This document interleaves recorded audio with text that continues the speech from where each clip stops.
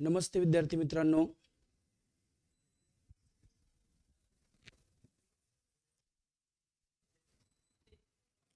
सर्वांना आवाज येतोय?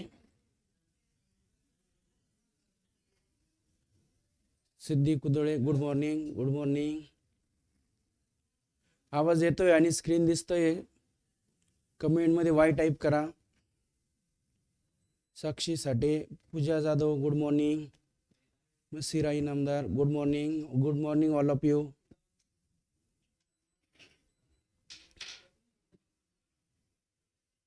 तर सर्वांना आवाज येतोय मित्रांनो? तर आपण आजच्या लाईव्ह सेशनला सुरुवात करतोय. काल जे आपण लेक्चर घेतले, ज्यामध्ये आपण चॅप्टर स्टार्ट केला होता बघा, सॉलिड स्टेट. तर त्या चॅप्टरचा आपण नेक्स्ट पार्ट आता कंटिन्यू करतोय. ज्या सॉलिड स्टेट चॅप्टर मध्ये आपण काही पॉइंट डिस्कस केले होते, जसं सुरुवातीचा पार्ट सोल्युशन, सोल्युशनचे टाइप्स, आठवतंय ना? सोल्युशन, त्या सोल्युशनचे वेगवेगळे टाइप्स. त्यानंतर आपण घेतलं होतं त्यामध्ये हेनरीज लॉ. हेनरीज लॉ नंतर घेतलं होतं आपण कॉलिगेटिव्ह प्रॉपर्टी. ज्या कॉलिगेटिव्ह प्रॉपर्टीचे आपण एक्झाम्पल वगैरे घेतले होते, 4 एक्झाम्पल घेतले होते, ज्यामध्ये आपण relative lowering of vapour pressure, त्यानंतर elevation of boiling point, depression of freezing point आणि ऑस्मोटिक प्रेशर. सर्वांना गुड मॉर्निंग. आता आपण लाईव्ह सेशन स्टार्ट करतोय, सगळ्यांनी लक्ष द्या. तर बघा, 2 कॉलिगेटिव्ह प्रॉपर्टी आपण कालच्या लेक्चरमध्ये डिस्कस केले, जसं relative lowering of vapour pressure आणि इलिव्हेशन ऑफ बॉइलिंग पॉइंट. तर बघितले आपण वेपर प्रेशर जर बघितलं तर vapour pressure of pure solvent is always greater than vapour pressure of solution. सॉल्व्हंटचं वेपर प्रेशर हे नेहमी जास्त असतं सोल्युशनच्या वेपर प्रेशर पेक्षा. आणि त्या दोघांमधला जो डिफरन्स आहे, त्या डिफरन्सला आपण नाव दिलं होतं लोअरिंग ऑफ वेपर प्रेशर. काय नाव दिलं होतं मित्रांनो त्याला? Lowering of vapour pressure. ज्याचा फॉर्म्युला लिहिला होता तुम्ही delta P. Delta P is equal to, आपण इक्वेशन घेतलंय किंवा तिथे एक फॉर्म्युला घेतलाय आपण डेल्टा पी साठी. तर delta P is equal to घेतलं होतं आपण P1 0 मायनस P1. आणि जो लोअरिंग ऑफ वेपर प्रेशर आणि vapour pressure of pure solvent या दोघांचा जो रेशो आहे, त्या रेशोला म्हटलं होतं आपण relative lowering of vapour pressure. त्यानंतर आपण राऊल्स लॉ घेतला होता, ज्या राऊल्स लॉ नुसार आपण म्हणतो partial vapour pressure is equal to product of vapour pressure of that component in pure state and mole fraction. असं काहीतरी लिहिलं होतं तिथं आपण P1 is equal to P1 0 into x1. त्यानंतर जे सोल्युशन राऊल्स लॉ ओबे करतात त्याला म्हटलं होतं आपण आयडियल सोल्युशन. जे राऊल्स लॉ ओबे करत नाही त्याला नॉन आयडियल सोल्युशन.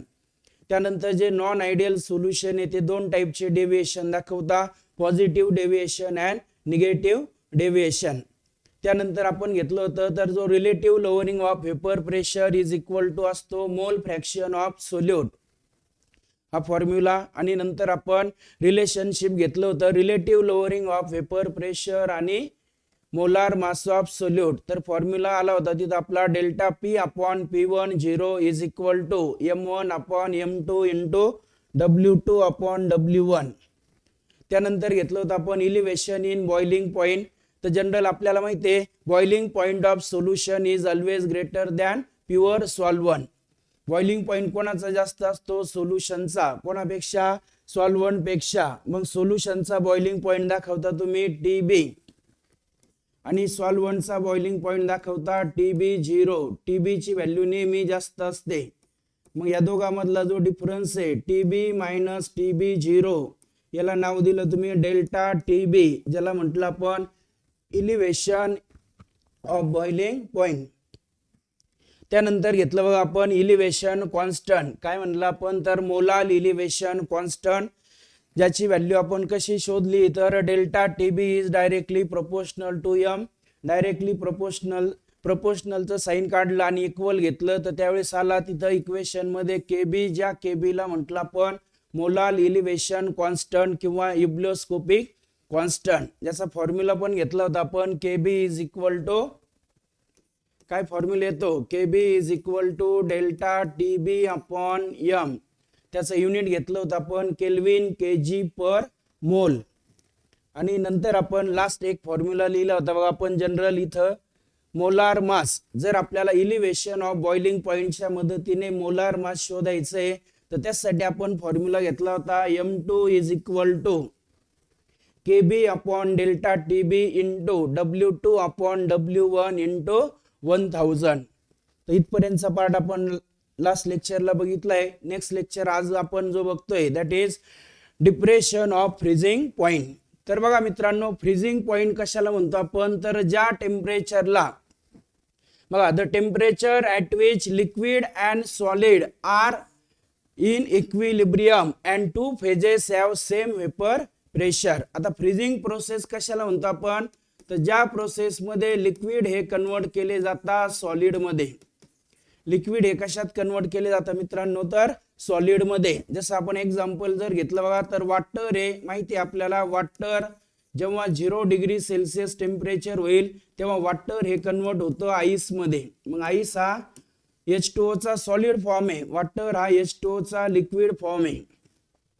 मग वॉटर हे किती डिग्री सेल्सिअसला आईस मध्ये कन्वर्ट होण्यास सुरुवात होते तर 0 डिग्री सेल्सिअस. म्हणून 0 डिग्री सेल्सिअसला तुम्ही म्हणता फ्रीजिंग पॉइंट. कोणाचा तर त्या वॉटरचा. आता लक्षात घ्या, जसं बॉइलिंग पॉइंट साठी सिम्बॉल TB घेतला होता तसं आता आपण फ्रीजिंग पॉइंट साठी सिम्बॉल घेतोय मित्रांनो TF. मग एक TF घ्यायचा आणि एक TF0 घ्यायचा. TF म्हणजे काय तर बघा फ्रीजिंग पॉइंट ऑफ सोल्युशन.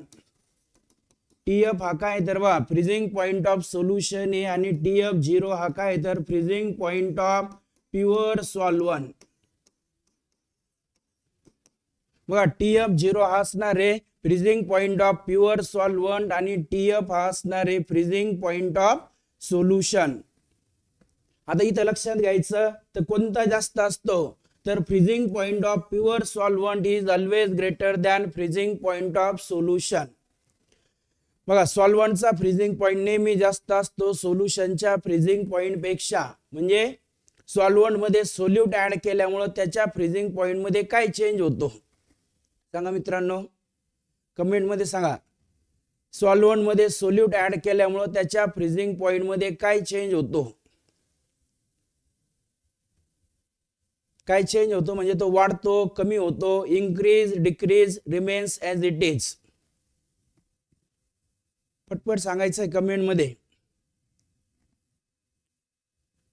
अक्षय गाडेकर सांगताय डिक्रीजेस. तन्मय पठाडे, यश कायस्थ सांगताय इन्क्रीजेस. यश इन्क्रीज होत नाहीये. ओम शेळके डिक्रीजेस.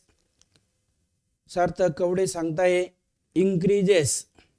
देवयानी सुतवणे डिक्रीजेस. माया थोरात सांगताय डिक्रीजेस. कार्तिकी बनकर डिक्रीजेस. सर्वेश वागचौरे, संस्कृती सोनवणे, सिद्धी फ्रीजिंग पॉइंट डिक्रीजेस. तर बरोबर आहे बघा मित्रांनो. तर जेव्हा आपण एखाद्या सॉल्व्हंट मध्ये सोल्यूट ऍड करतो तर त्या सोल्यूट ऍड केल्यामुळे त्या सॉल्व्हंटचा फ्रीजिंग पॉइंट काय होतो मित्रांनो तर डिक्रीज होतोय. बरोबर आहे. सगळ्यांनी ज्यांनी डिक्रीज सांगितलं त्यांचा आन्सर करेक्ट आहे. कोणाचा फ्रीजिंग पॉइंट जास्त तर लक्षात घ्या सॉल्व्हंटचा फ्रीजिंग पॉइंट नेहमी जास्त असतो सोल्युशनच्या फ्रीजिंग पॉइंट पेक्षा. मग या दोघांमधला जो डिफरन्स आहे सांगा डेल्टा TF0. 0 म्हटलं का तुम्ही लक्षात घ्यायचं कोणासाठी इथे तर 0 म्हटलं का सॉल्व्हंट साठी आणि विदाउट 0 असेल तर सोल्युशन साठी. मग TF0 F म्हटलं का लगेच सांगायचं आपण फ्रीजिंग पॉइंट. 0 म्हणजे कोणाचा सॉल्व्हंटचा. म्हणजे TF0 हा काय मित्रांनो freezing point of pure solvent आणि TF हा फ्रीजिंग पॉइंट ऑफ सोल्युशन. मग हा आपण या दोघांमधला काय घेतला डिफरन्स. ज्या डिफरन्सला म्हणायचं तुम्ही काय म्हणणार त्याला, तर जनरल त्याला म्हणणार आपण depression of freezing point. The difference between freezing point of pure solvent and freezing point of solution is called depression of freezing point. आणि त्यासाठी इक्वेशन मित्रांनो delta T up is equal to T up 0 minus T up. काय equation आहे, delta T up is equal to T up 0 minus T up. मग यामध्ये तुम्हाला विचारले एखाद्याने डेल्टा टी अप म्हणजे काय, depression of freezing point. T up 0 म्हणजे freezing point of pure solvent, T up म्हणजे फ्रीजिंग पॉइंट ऑफ सोल्युशन. त्यानंतर जसं आपण बॉइलिंग पॉइंट मध्ये एक कॉन्स्टंट घेतला ज्याला तुम्ही मोलार इलिव्हेशन कॉन्स्टंट म्हटलं, तसं फ्रीजिंग पॉइंट साठी पण एक कॉन्स्टंट आहे ज्याला म्हणणार आपण मोलार डिप्रेशन कॉन्स्टंट. काय म्हणणार मित्रांनो याला, मोलार डिप्रेशन कॉन्स्टंट. जसं मोलार इलिव्हेशन कॉन्स्टंटला दुसरं नाव होतं इलिव्हेशन कॉन्स्टंट, तसं मोलार डिप्रेशन कॉन्स्टंटचं दुसरं नाव आहे मित्रांनो क्रायोस्कोपिक कॉन्स्टंट. काय नाव याचं, क्रायोस्कोपिक कॉन्स्टंट. तीच प्रोसेस आहे इथं पण तेच लक्षात घ्यायचं, delta T up is directly proportional to M. M म्हणजे काय, मोलॅलिटी. मग आपण प्रपोर्शनचं साइन काढून टाकलं, delta T up is equal to constant घेतला तिथं के बी घेतला होता, इथं घ्यायचा के अप. मग delta T up is equal to K up into M. आणि हा जो K up is equal to formula घेतला तर तो येईल delta T up upon M. मग ह्या के एफ ला काय म्हणायचं तुम्ही, तर के एफ ला म्हणायचं मोलार डिप्रेशन कॉन्स्टंट किंवा क्रायोस्कोपिक कॉन्स्टंट, ज्याचं युनिट पण तेच येईल मित्रांनो केल्विन केजी पर मोल. काय येईल, केल्विन केजी पर मोल किंवा डिग्री सेल्सिअस केजी पर मोल. दोघांचं युनिट सेम आहे, फक्त तिथं डेल्टा टी बी घेता इथं डेल्टा टी एफ घेता. मोलॅलिटी सेम आहे, तिथं के बी घेतलं होतं इथं घेतलं आपण के एफ. मग हे बघा मोलॅलिटी जर आपण 1 घेतली, एखाद्या सोल्युशनची मोलॅलिटी 1 असेल तर त्यावेळेस के एफ ची व्हॅल्यू कशा इतकी येते मित्रांनो, तर डेल्टा टी एफ इतकी येते. मग डेल्टा टी एफ म्हणजे डिप्रेशन इन फ्रीजिंग पॉइंट. म्हणून काय म्हणता होते, the depression in freezing point produce by 1 molar solution. म्हणजे ज्या सोल्युशनची मोलॅलिटी 1 आहे त्या सोल्युशनचं जे डिप्रेशन इन फ्रीजिंग पॉइंट आहे त्यालाच म्हणायचं आपण क्रायोस्कोपिक कॉन्स्टंट. आणि लास्ट पॉइंट इथं पण लक्षात घ्यायचा, तर आपल्याला फ्रीजिंग पॉइंट वरून जर सोल्यूटचं मोलार मास शोधायचंय तर फॉर्म्युला आहे M2 is equal to KF upon delta TF into W2 upon W1 into 1000. आता बॉइलिंग पॉइंट आणि इथं आपण फ्रीजिंग पॉइंट मध्ये सेम तेच फॉर्म्युले, फक्त तिथं TB घेता डेल्टा TB, इथं डेल्टा TF, तिथं KB घेतलं होतं इथं घेतलं KF. M2 is equal to काय फॉर्म्युला आला मित्रांनो, तर M2 is equal to KF upon delta TF into W2 upon W1 into 1000. मग या फॉर्म्युल्यामध्ये जर मी तुम्हाला विचारलं M2 म्हणजे काय, तर molar mass of solute, KF म्हणजे काय molar depression constant, delta TF म्हणजे काय depression in freezing point, W2 given mass of solute, W1 given mass of solvent आणि इंटू काय तर मित्रांनो 1000. काय असणार हे 1000. काय काय लक्षात ठेवायचं वा पटपट लक्षात ठेवायचं तुम्ही. कोणाचा फ्रीजिंग पॉइंट जास्त असतो सांगा, कोणाचा फ्रीजिंग पॉइंट जास्त असतो, तर सॉल्व्हंटचा फ्रीजिंग पॉइंट नेहमी जास्त असतो कोणापेक्षा, सोल्युशन पेक्षा. मग आपण लिहिणार TF 0 is greater than TF. दोघांमधला जो डिफरन्स आहे TF 0 मायनस TF त्याला म्हणतो आपण डिप्रेशन इन फ्रीजिंग पॉइंट, जो दाखवता डेल्टा TF ने. कशाने दाखवता मित्रांनो, तो डेल्टा TF. मग delta TF is equal to formula घेतो आपण TF 0 मायनस TF, नंतर मोलार डिप्रेशन कॉन्स्टंट KF कसा घेतला तो, तर delta TF is directly proportional to M.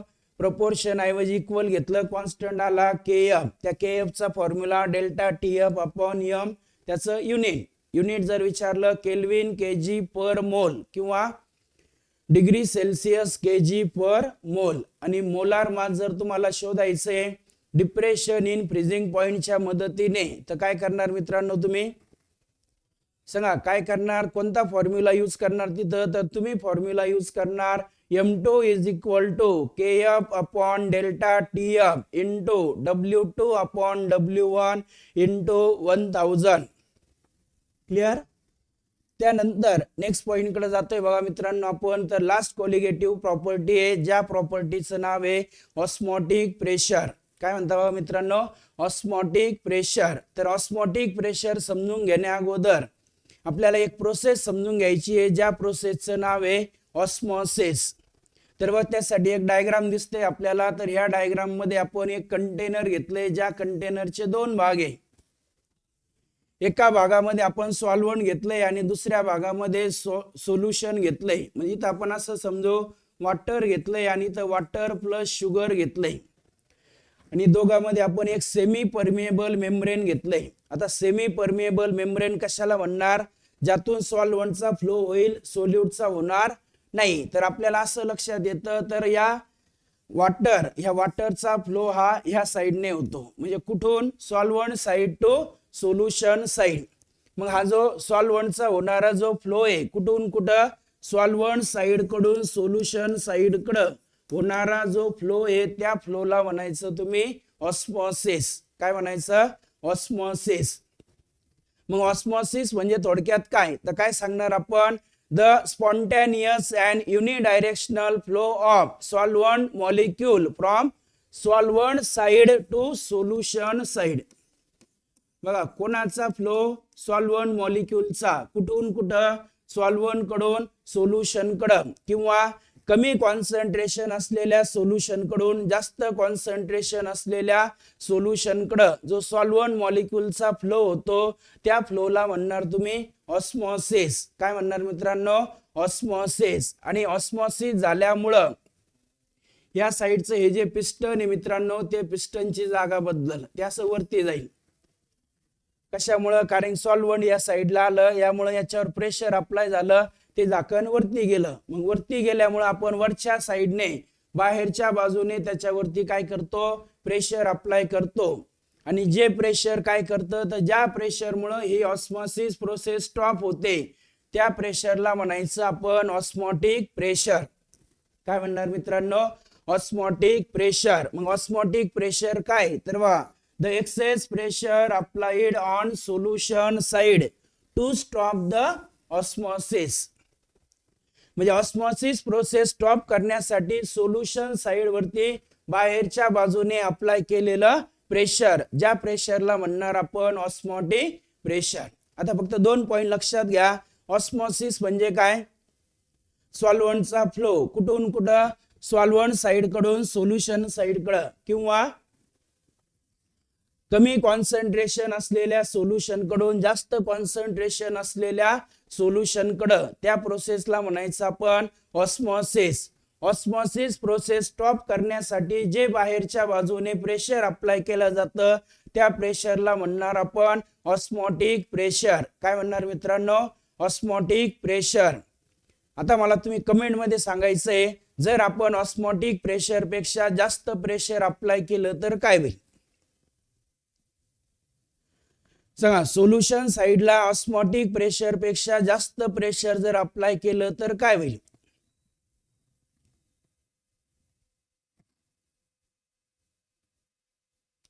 आवाज येतोय सगळ्यांना, क्वेश्चन कळालाय.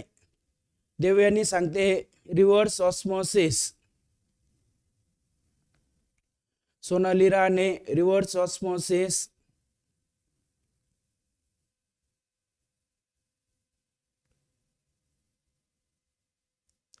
सिद्धी रिव्हर्स ऑस्मॉसिस, कार्तिकी बनकर सांगताय रिव्हर्स ऑस्मॉसिस होईल. आता तुम्ही सांगा रिव्हर्स ऑस्मॉसिस म्हणजे काय, सांगा बाकीच्यांनी सांगा. आता रिव्हर्स ऑस्मॉसिस होईल म्हणजे सॉल्व्हंटचा फ्लो हा कुठून कुठं होईल. श्रेया जेजूरकर रिव्हर्स ऑस्मॉसिस, आकांक्षा चव्हाण रिव्हर्स ऑस्मॉसिस, प्रतीक्षा काळे,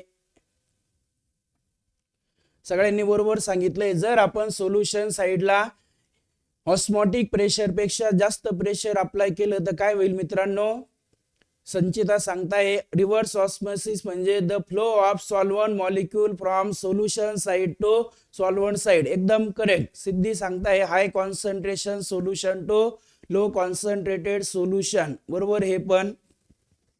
तर बघा आपण ऑस्मॉटिक प्रेशर पेक्षा जास्त प्रेशर अप्लाय केलं तर सॉल्व्हंटचा फ्लो हा उलट होईल. सोल्युशन साइड कडून कोणाकडे होईल तो सॉल्व्हंट साइड कडे, किंवा जास्त कॉन्सन्ट्रेशन असलेल्या सोल्युशन कडून कमी कॉन्सन्ट्रेशन असलेल्या सोल्युशन कडे. श्रेयश नागपुरे सांगताय solution to solvent reverse osmosis. Correct आहे. मग हे 2 पॉइंट कळाले सगळ्यांना. ऑस्मोसिस म्हणजे काय आणि ऑस्मॉटिक प्रेशर म्हणजे काय. ऑस्मॉसिस प्रोसेस स्टॉप करण्यासाठी सोल्युशन साइड वरती बाहेरच्या बाजूने अप्लाय केलेलं प्रेशर. त्यानंतर महत्वाचे आता 3 सोल्युशन लक्षात ठेवायचे तुम्ही, यावर पण क्वेश्चन विचारला जातो. तर बघा ऑस्मॉटिक प्रेशर नुसार सोल्युशनचं जे ऑस्मॉटिक प्रेशर आहे त्या ऑस्मॉटिक प्रेशर नुसार 3 टाईपचे सोल्युशन असतात.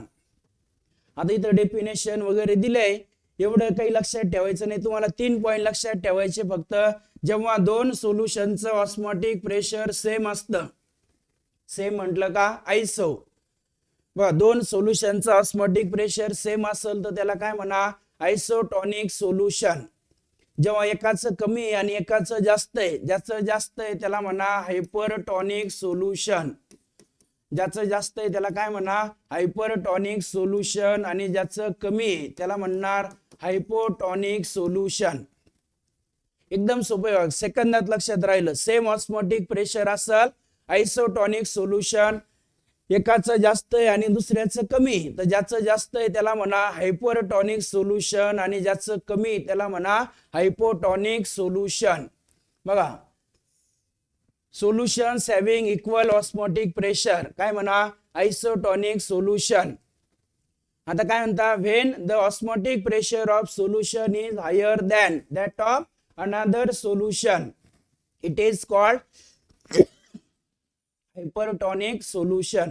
एखाद्याचं जास्त आहे त्याला म्हणा हायपरटॉनिक, ज्याचं कमी असेल त्याला म्हणणार हायपोटॉनिक सोल्युशन. क्लिअर कळालंय सगळ्यांना आता. आयसोटॉनिक, हायपरटॉनिक आणि हायपोटॉनिक. त्यानंतर काही लॉ आपण इथं घेतोय, तर ज्यामध्ये सगळ्यात अगोदर तुम्ही लक्षात घ्या ऑस्मॉटिक प्रेशर दाखवण्यासाठी सिम्बॉल आहे पाय. पाय हा सिम्बॉल कशासाठी मित्रांनो ऑस्मॉटिक प्रेशर, ज्यामध्ये फर्स्ट लॉ दिला आहे व्हॉन टॉप बॉइल्स लॉ.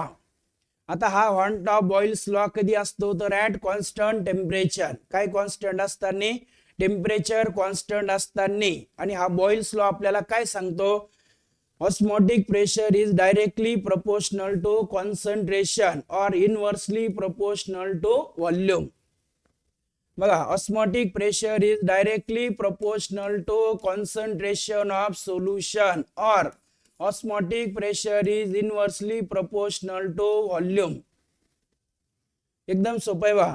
काय म्हणताय ते ऑस्मॉटिक प्रेशर डायरेक्टली प्रोपोर्शनल असतं कॉन्सन्ट्रेशन सोबत आणि इनवर्सली प्रोपोर्शनल असतं व्हॉल्यूम सोबत ऍट कॉन्स्टंट टेम्परेचर. म्हणजे कॉन्सन्ट्रेशन वाढलं ऑस्मॉटिक प्रेशर वाढल, कॉन्सन्ट्रेशन कमी झालं ऑस्मॉटिक प्रेशर कमी होईल, आणि व्हॉल्यूम वाढलं ऑस्मॉटिक प्रेशर कमी होईल, व्हॉल्यूम कमी झालं ऑस्मॉटिक प्रेशर वाढल. त्यानंतर सेकंड जो लॉ असणार आहे that is one top Charles law. तर बघा हा जो वन टॉप चार्ल्स लॉ काय असतो तर at constant concentration. Concentration constant असताना हा लॉ आपल्याला यूज करायचा आहे, ज्याचा अर्थ आहे osmotic pressure is directly proportional to temperature. यावर पण क्वेश्चन विचारले जातात. 2 टेम्परेचर देता, एक ऑस्मॉटिक प्रेशर देता, दुसरा ऑस्मॉटिक प्रेशर तुम्हाला विचारता, किंवा 2 ऑस्मॉटिक प्रेशर देतील, एक टेम्परेचर देतील, दुसरं टेम्परेचर तुम्हाला विचारतील. मग आपण लक्षात ठेवायचं टेम्परेचर वाढलं ऑस्मॉटिक प्रेशर वाढल. म्हणजे समजा आपण असं म्हटलं 10 डिग्री सेल्सिअस आहे तेव्हा ऑस्मॉटिक प्रेशर आहे 2 बार आहे, आणि मी म्हटलं बघा 6 बार ऑस्मॉटिक प्रेशर होण्यासाठी टेम्परेचर किती लागल कमेंट मध्ये सांगा. 6 बार ऑस्मॉटिक प्रेशर होण्यासाठी टेम्परेचर किती लागल. जर हा लॉ समजलाय तर तुम्ही लगेच आन्सर सांगू शकता. बघा 10 डिग्री सेल्सिअस असताना ऑस्मॉटिक प्रेशर आहे 2 बार. मग विचारलं 6 बार ऑस्मॉटिक प्रेशर होण्यासाठी टेम्परेचर किती लागल? सिद्धी कुदळे, सार्थक कवडे, हर्षिका साठे, अक्षय गाडेकर, श्रेयश नागपुरे, पूजा जाधव, देवयानी सुतवणे, साई भड, कल्याणी राणे, सर्वेश वागचौरे, वेदांग सदावर्ते. आणि यांनी जे सांगितलंय पवन वाळके, सगळ्यांनी जे सांगताय तन्मय पठाडे, सर्वांनी सांगितलंय करेक्ट ऑप्शन सांगितलंय, करेक्ट आन्सर 30 डिग्री सेल्सिअस. कारण की आपल्याला माहिती आहे टेम्परेचर बघा प्रेशर ज्या प्रमाणात वाढेल टेम्परेचर पण त्याच प्रमाणात वाढणार आहे. क्लिअर, सगळ्यांचं आन्सर करेक्ट आहे. त्यानंतर बघा आता हे दोन्ही लॉ जर आपण कंबाईन केले तर हे दोन लॉ कंबाईन करून आपल्याला एक इक्वेशन भेटतं, ज्या इक्वेशनला म्हणायचं आपण वन टॉप इक्वेशन. काय म्हणणार त्याला? Van't top equation. कोणते दोन लॉ? वन टॉप बॉइल्स लॉ आणि van't top Charles law. Combination जर केलं तर आपल्याला इक्वेशन भेटल that is pi is equal to mRT. आता हे जे इक्वेशन आहे यामध्ये पाय म्हणजे काय तर ऑस्मॉटिक प्रेशर. पाय म्हणजे काय मित्रांनो? Osmotic pressure. एम म्हणजे काय तर कॉन्सन्ट्रेशन ऑफ सोल्युशन. एम हे काय आहे? Concentration of solution. आर म्हणजे गॅस कॉन्स्टंट आणि टी म्हणजे काय तर टेम्परेचर. एवढं इक्वेशन आपण पाठ करायचंय. पाय इज इक्वल टू mRT. आणि लास्ट पॉइंट लक्षात घ्यायचं तुम्हाला, जर ऑस्मॉटिक प्रेशर वरून जर तुम्हाला शोधायचंय मोलार मास, कोणाचं मोलार मास शोधायचंय तर मोलार मास ऑफ सोल्यूट. तर सोल्यूटचं मोलार मास शोधायचं तुम्हाला ऑस्मॉटिक प्रेशरच्या मदतीने. तर फॉर्म्युला लक्षात घ्या, M2 is equal to W2RT divided by pi into V. काय फॉर्म्युला आहे मित्रांनो? M2 is equal to W2RT upon pi into V. मग तुम्हाला विचारलं M2 म्हणजे काय, तर तुम्हाला सांगितलं M म्हणजे मोलार मास, 2 म्हणजे सोल्यूट, म्हणजे M2 म्हणजे molar mass of solute, W2 म्हणजे given mass of solute, R is the gas constant, T is the temperature, pi is the osmotic pressure and V is the volume. सांगा काय formula आहे? M2 is equal to W2 into RT upon pi into V. कोणाच्या मदतीने जर तुम्हाला osmotic प्रेशरच्या मदतीने शोधायचं असेल मोलार मास, कोणाचं तर सोल्यूटचं, तर एवढे फॉर्म्युले तुम्हाला लक्षात ठेवायचे. बघा वन टॉप बॉइल्स लॉ सांगतो pi is directly proportional to C और pi is inversely proportional to V. One top Charles law सांगतो आपल्याला pi is directly proportional to T. One top equation काय आहे? पाय इज इक्वल टू mRT. आणि पायच्या मदतीने तुम्हाला जर मोलार मास शोधायचंय, पाय म्हणजे ऑस्मॉटिक प्रेशरच्या मदतीने, तर फॉर्म्युला घेणार M2 is equal to W2RT upon pi into V. तर काय करा मित्रांनो, जे जे फॉर्म्युले आपण घेतले नंतर काय करायचं, लेक्चर संपल्यानंतर परत तुम्ही लेक्चर थोडंसं स्पीडने बघायचं, जे जे फॉर्म्युले ते असे एका शीटवरती लिहून घ्यायचे आणि तेवढे फॉर्म्युले आपण पाठ करायचे, जेणेकरून सगळे क्वेश्चन ह्या चॅप्टर मध्ये शक्यतो हे फॉर्म्युला बेस क्वेश्चन विचारले जातात. त्यामुळे फॉर्म्युले जर पाठ असेल तर आपल्याला आन्सर हे नक्कीच येणार आहे. त्यामुळे आपण हे सगळे फॉर्म्युले पाठ करणार आहे. त्यानंतर बघा one Hoff factor, last point आहे चॅप्टर मध्ये वन टॉप फॅक्टर. तर अगोदर लक्षात घ्या आपण कुठेतरी शिकलोय इलेक्ट्रोलाइट आणि नॉन इलेक्ट्रोलाइट. बघा आता इलेक्ट्रोलाइट कोणाला म्हणणार आपण, तर ज्या सबस्टन्स पासून पॉझिटिव्ह आणि निगेटिव्ह आयन्स तयार होतात त्याला म्हणणार इलेक्ट्रोलाइट्स, आणि ज्यांच्यापासून आयन्स तयार होत नाही त्याला म्हणतो आपण नॉन इलेक्ट्रोलाइट्स. जसं आपण एक्झाम्पल घेतलं बघा, तर आपण काय केलं 20 मॉलिक्यूल घेतले NaCl चे. काय घेतलं? 20 मॉलिक्यूल घेतले NaCl चे, आणि मी म्हंटल तुम्हाला एका NaCl चा ऑस्मॉटिक प्रेशर आहे 2A. बघा एका NaCl चा ऑस्मॉटिक प्रेशर किती आहे? 2A. मग तुम्ही सांगणार सर 20 मॉलिक्यूलचा ऑस्मॉटिक प्रेशर यायला पाहिजे 40. किती यायला पाहिजे? 40. पण आपण प्रॅक्टिकली जरी बघितलं तर 20 मॉलिक्यूलचं ऑस्मॉटिक प्रेशर आलं 80. किती आलं? 80. असं का बरं झालं मित्रांनो, तर आपण ऍड केले 20 मॉलिक्यूल, पण NaCl सोल्युशन मध्ये गेल्यानंतर त्यापासून एका NaCl पासून असे 2 आयन तयार झाले, Na+ आणि Cl-. मग आपण ऍड केले ते 20 पार्टिकल, सोल्युशन मध्ये गेल्यानंतर त्या 20 पासून झाले 40 पार्टिकल, आणि मग 40 पार्टिकलचं ऑस्मोटिक प्रेशर आलं 80. आता ही जी प्रोसेस आहे म्हणजे NaCl पासून Na+ आणि Cl- तयार होण्याची प्रोसेस आहे, ज्याला तुम्ही म्हणता डिसोसिएशन. काय म्हणता? डिसोसिएशन. म्हणजे इलेक्ट्रोलाइट असतात ते सोल्युशन मध्ये गेल्यामुळे त्याचं डिसोसिएशन होतं. डिसोसिएशन झाल्यामुळे नंबर ऑफ पार्टिकल वाढता, आणि आपण शिकलोय कोलिगेटिव्ह प्रॉपर्टी ही कशावर डिपेंड असते मित्रांनो? Number of particle. म्हणून आपली ऑब्झर्व्ड व्हॅल्यू म्हणजे थेरोटिकल व्हॅल्यू आपल्याला वाटलं 40 यायला पाहिजे, पण ऑब्झर्व्ड व्हॅल्यू सेम येत नाही, ती कमी येते किंवा जास्त येते. मग ऑब्झर्व्ड व्हॅल्यू कमी कधी येईल? जर सबस्टन्सचं असोसिएशन झालं. असोसिएशन म्हणजे काय बघा, असोसिएशन म्हणजे काय, तर आपण टाकले 20 मॉलिक्यूल, 20 मॉलिक्यूल सोल्युशन मध्ये जाऊन 2-2 मॉलिक्यूल कंबाईन झाले, 20 मॉलिक्यूलचे झाले 10 मॉलिक्यूल. काय झालं? असोसिएशन. 10 चे 20 झाले डिसोसिएशन, 20 चे 10 झाले, 60 चे 30 झाले किंवा 60 चे 20 झाले, तर त्याला म्हणणार असोसिएशन. असोसिएशन झाल्यामुळे पार्टिकल कमी होता आणि कोलिगेटिव्ह प्रॉपर्टीची व्हॅल्यू कमी होते. डिसोसिएशन झालं, पार्टिकल वाढता, कोलिगेटिव्ह प्रॉपर्टीची व्हॅल्यू वाढते. कोणासाठी? इलेक्ट्रोलाइट साठी.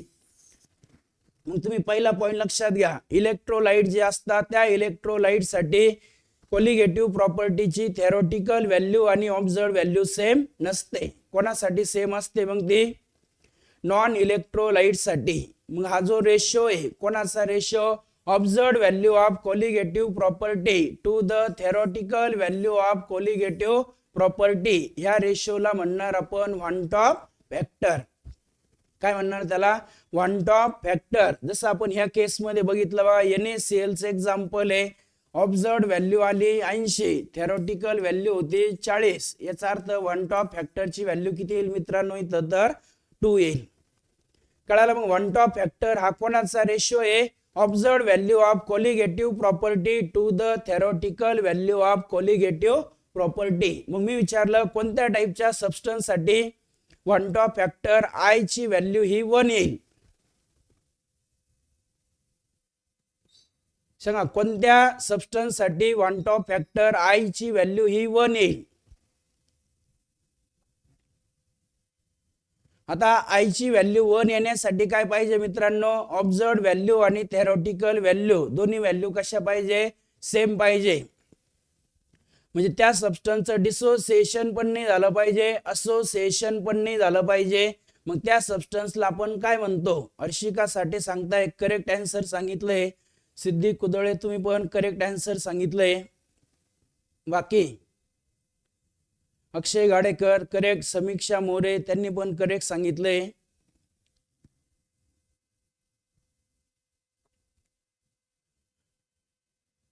पृथ्वीराज शिंदे, पृथ्वीराजने पण करेक्ट सांगितलंय. ऋतुजा बुजाडे करेक्ट. तर कोणता सबस्टन्स असेल मित्रांनो? तो तर सार्थक कवडे तुम्ही पण करेक्ट सांगितलंय. तर I one Hoff factor I ची व्हॅल्यू कधी येईल किंवा कोणासाठी येईल? तर नॉन इलेक्ट्रोलाइट साठी. मग इथं 3 कंडिशन दिले आहे. If I is equal to 1, कधी?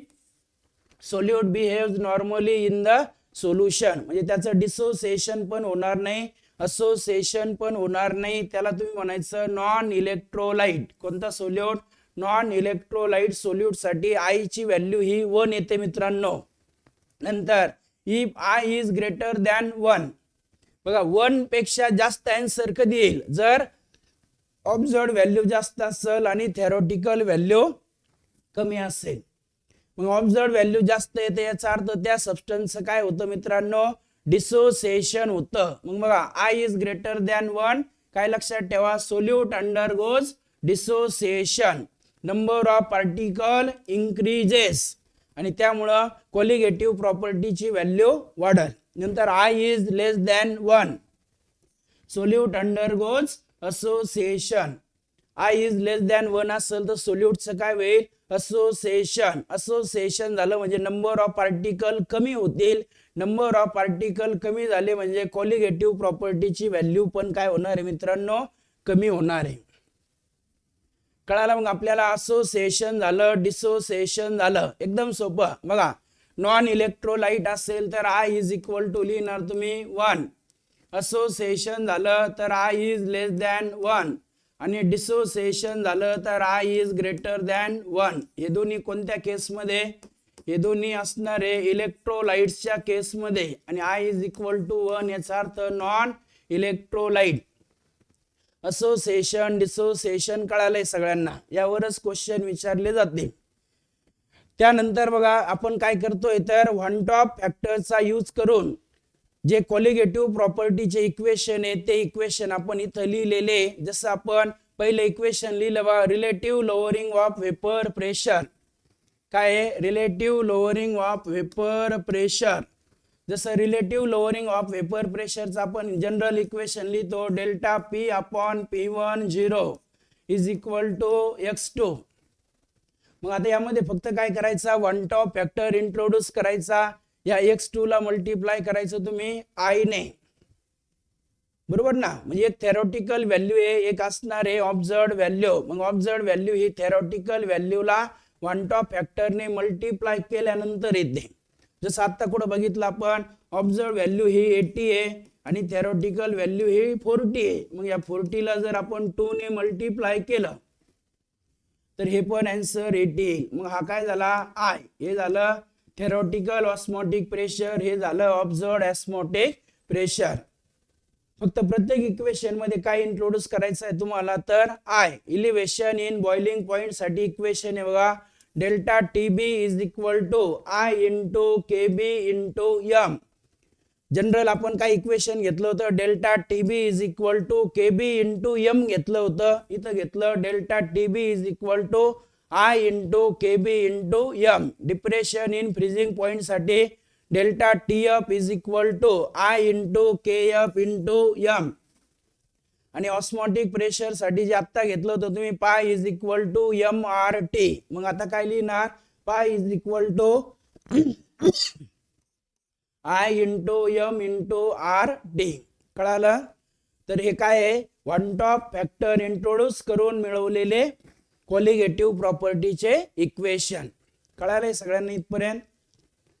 वन टॉप फॅक्टर काय, वन टॉप फॅक्टरची व्हॅल्यू किती असू शकते आणि वन टॉप फॅक्टर इंट्रोड्यूस करून मिळवलेले कॉलिगेटिव्ह प्रॉपर्टीचे इक्वेशन. त्यानंतर बघा लास्ट एक पॉइंट यामध्ये, तर that is degree of dissociation. बघा दोन असतं, degree of dissociation, degree of association. सांगितलं मी तुम्हाला, डिसोसिएशन जर झालं मित्रांनो, डिसोसिएशन झालं तर काय होतं, जसं आपण AlCl3 घेतला, AlCl3 पासून तयार झाला Al+3+3Cl मायनस. किती पार्टिकल तयार झाले मित्रांनो, 4. किती? 4. मग नंबर ऑफ पार्टिकल वाढले, डिसोसिएशन झालं. आणि डिसोसिएशन जर झालं तर डिग्री ऑफ डिसोसिएशन ज्याचा सिम्बॉल अल्फा असतो, मग अल्फाचा फॉर्म्युला काय तर alpha is equal to I-1 upon N-1.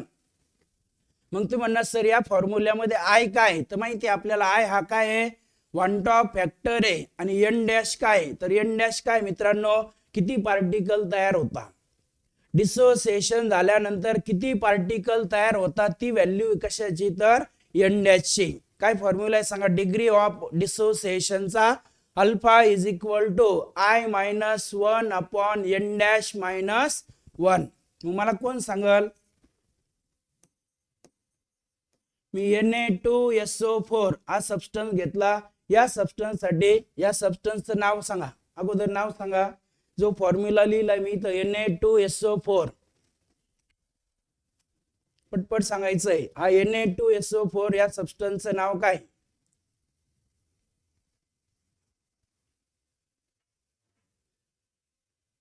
सांगा पटापट सांगा.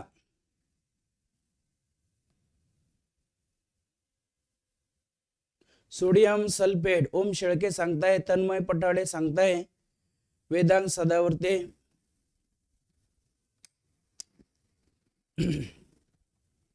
सर्वेश वाकचौरे, देवयानी सुतवणे बरोबर सांगितलंय. आता दुसरा प्रश्न, हा सोडियम सल्फेट आहे. या सोडियम सल्फेट साठी एन डॅश ची व्हॅल्यू किती येईल? हा, आतापर्यंत बरोबर सांगितलंय सगळ्यांनी सोडियम सल्फेट आहे. आता मी नेक्स्ट क्वेश्चन विचारला तुम्हाला, सोडियम सल्फेट साठी एन डॅश ची व्हॅल्यू काय येईल? एन डॅश याचा अर्थ त्याचं डिसोसिएशन झाल्यानंतर किती पार्टिकल तयार होतील असं.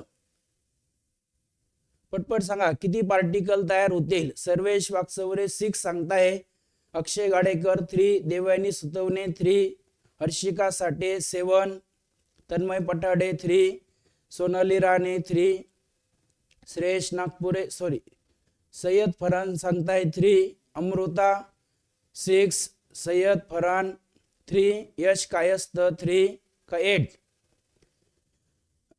तर इकडे लक्ष द्या मित्रांनो, हा जो Na2SO4 आहे, या Na2SO4 पासून तयार होईल 2Na+ आणि SO4- म्हणजे हे 2 आयन आणि हा 1 आयन, म्हणून आपला आन्सर करेक्ट आन्सर 3 आहे मित्रांनो. किती? 3. ज्यांनी 3 सांगितलं त्यांचं करेक्ट आन्सर आहे. त्यानंतर जसं आता डिसोसिएशन आहे त्या टाइपने असोसिएशन झालं. आता बघा असोसिएशन म्हणजे काय, तर आपण टाकले 30 पार्टिकल, बघा आपण टाकले 30 पार्टिकल सोल्युशन मध्ये आणि आपल्या असं लक्षात आलं तर सोल्युशन मध्ये तर 10 पार्टिकल आहे.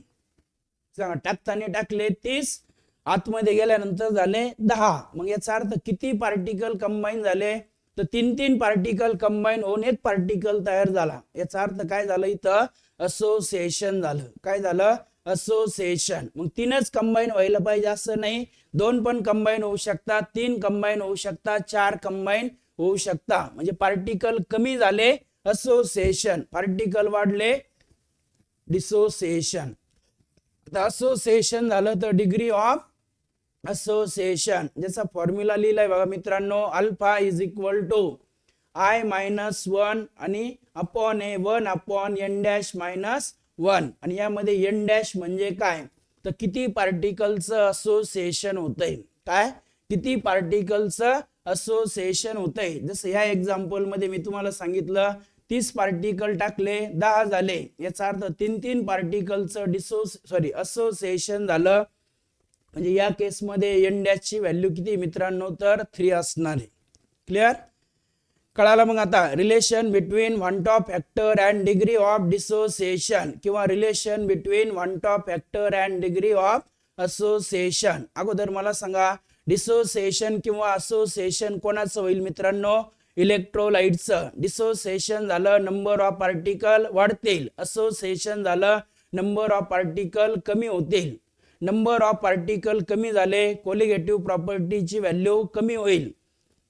डिसोसिएशन झालं नंबर ऑफ पार्टिकल वाढले, कोलिगेटिव्ह प्रॉपर्टीची व्हॅल्यू वाढेल. आणि जे नॉन इलेक्ट्रोलाइट असतात त्या नॉन इलेक्ट्रोलाइट साठी मात्र कोलिगेटिव्ह प्रॉपर्टीची व्हॅल्यू चेंज होणार नाही. त्याची थेरॉटिकल व्हॅल्यू आणि ऑब्झर्व्ड व्हॅल्यू या दोन्ही व्हॅल्यू कशा असतील मित्रांनो, तर सेम असतील. कोणासाठी? नॉन इलेक्ट्रोलाइट साठी. क्लिअर?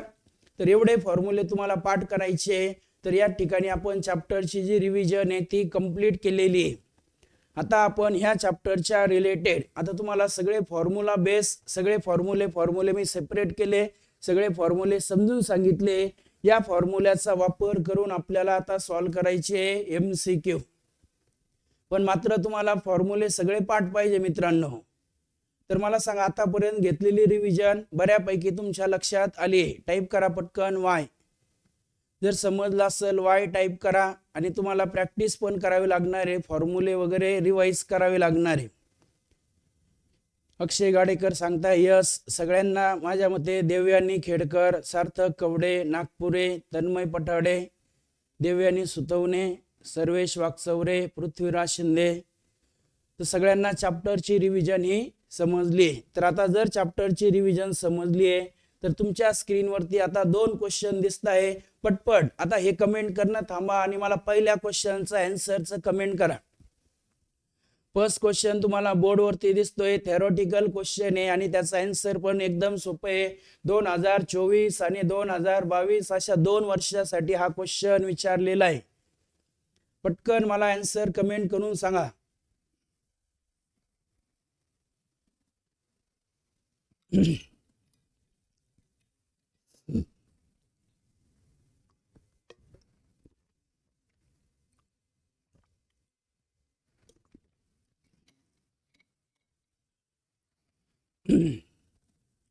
तर सर्वांनीच कमेंट केलंय बघा आणि एकदम फास्ट कमेंट करताय सगळे. ईश्वरी, अक्षय गाडेकर, संचिता, पूजा जाधव आणि सगळ्यांनी एकदम करेक्ट आन्सर सांगितलंय. That is option A. काय विचारलं तेव्हा? Carbonated water is an example of. काय म्हणतात ते? Carbonated water is an example of. सांगा, कार्बोनेटेड वॉटर मध्ये काय असतं? कार्बन डायऑक्साइड आणि वॉटर. बघा, कार्बन डायऑक्साइड हा गॅस आहे, वॉटर हे काय आहे? लिक्विड आहे. म्हणून कार्बोनेटेड वॉटर हे कोणत्या टाईपचं सोल्युशन येईल मित्रांनो? तर गॅस इन लिक्विड. कोणत्या टाईपचं? Gas in liquid. म्हणून ह्या क्वेश्चन साठी करेक्ट ऑप्शन आहे ऑप्शन ए. त्यानंतर बघा, सेकंड क्वेश्चन आहे, which of the following is an example of solution of solid as a solute and liquid as a solvent. तर विनोद तुपे यांनी 2 ऑप्शन सांगितले. याचा अर्थ त्यांनी दोन्ही क्वेश्चनचे ऑप्शन माझ्यामध्ये एकाच वेळेस सांगितले. सांगा, सेकंड क्वेश्चनचं ऑप्शन. सगळे एकदम फास्ट सांगताय. आपल्याला काय पाहिजे?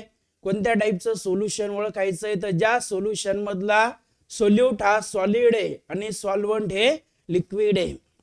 ज्याचं सगळ्यांनी करेक्ट आन्सर सांगताय. सगळे पटपट आन्सर सांगताय.